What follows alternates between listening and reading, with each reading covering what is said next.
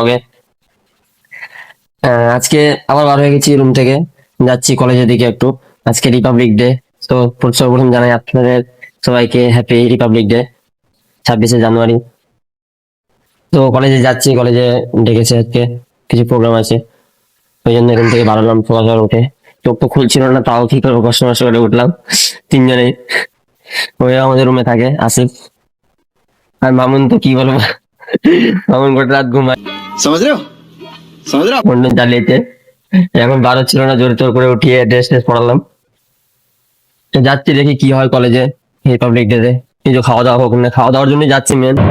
अजीब जानवर है, कितना भी खाए फूका ही रहता है। মেন তো আমাদের খাওয়া দাওয়ার জন্য, রিপাবলিক ডে তো রোজই হয়। রিপাবলিক ডে তো রোজই হয়। ये फंस गया মিষ্টি টিষ্টি কি দিতে দেরে খেতে যাচ্ছি। তো দেখাচ্ছি আপনাদের কলেজে যে কি হয়।